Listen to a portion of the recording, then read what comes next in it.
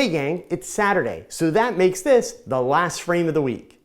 This week, some updates on cool stuff happening behind the scenes, a speedlight shot with a slow shutter speed that has been published around the world, and a Tog Tip to help you get started improving your skills with speedlight flash photography. Stay tuned.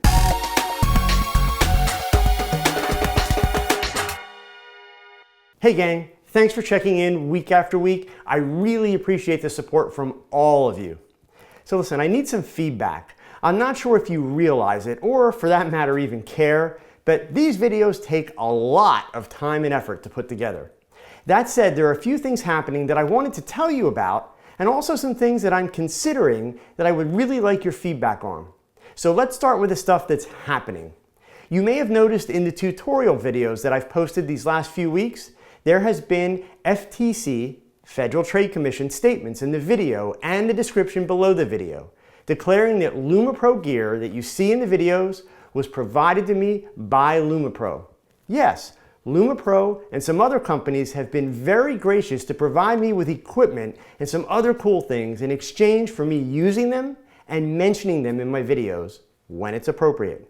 Now wait, please. Some of you are already groaning and thinking about some of those other channels that are a little slanted or have big hair or weird hats and thinking, great, Edelman's videos are just going to turn into big commercials like the rest of them. Please, give me a minute here. You have my absolute word. My videos won't be commercials. I will only use, show, and talk about product that I believe in. To give you an example, yes, LumaPro gave me some strobes and some other gear. I loved it so much, I went out and spent nearly $1,000 out of pocket on more of it and lithium-ion battery packs to go with it. So I'm showing it off because I believe in it and I use it. Also, I've turned down several sponsors already who were willing to spend big bucks for me to promote their product. But I don't like their product and I wouldn't use it. So I won't take their money and waste your time.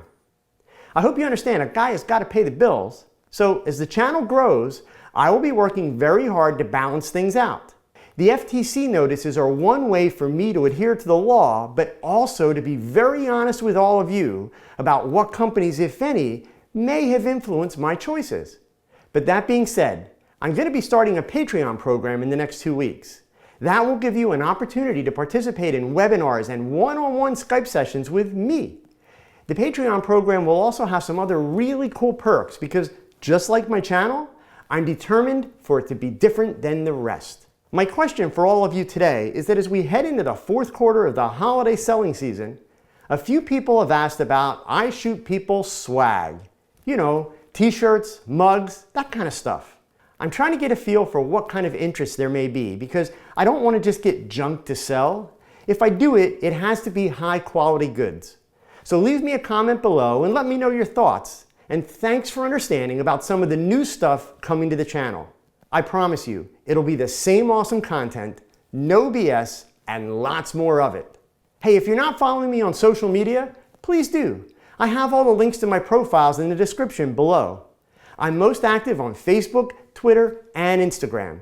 I hope to see you there. Be sure to check out this week's video, which is part 3 in a series about speedlight flash photography. This week, I dig into guide numbers and recycle times. This week's shot breakdown is keeping with the speedlight theme. This image has been published in the US, Canada, Europe, and Australia. It is a great example of why I love what I do.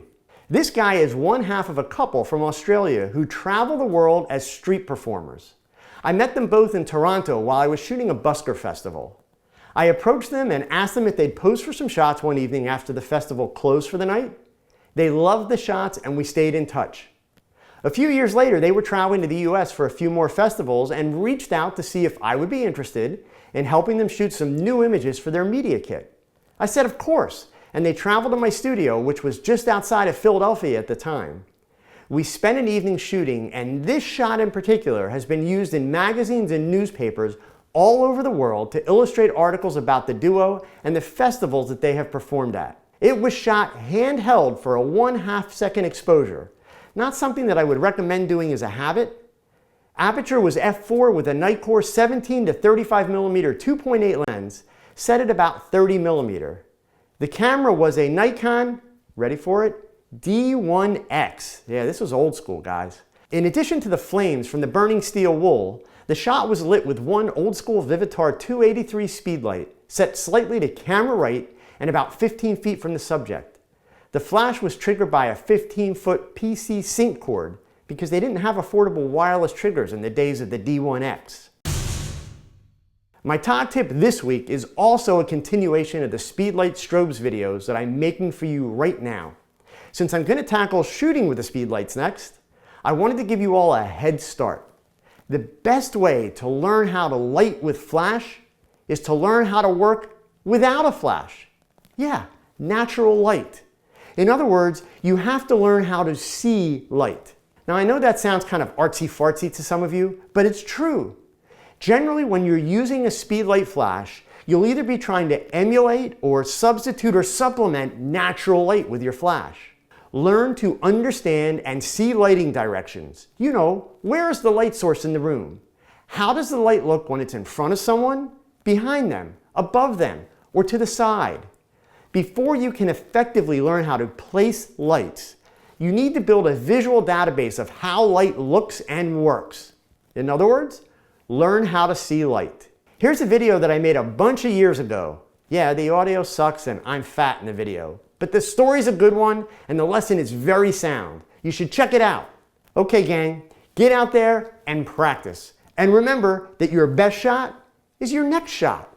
So keep learning, keep thinking, and keep shooting. Adios. Thanks for watching. If you find these videos helpful, please give them a thumbs up and share them with your photography friends. Be sure to subscribe so that you don't miss a single episode. And if you have a question that you would like answered, post it in the comments section below. Your question could be my next video.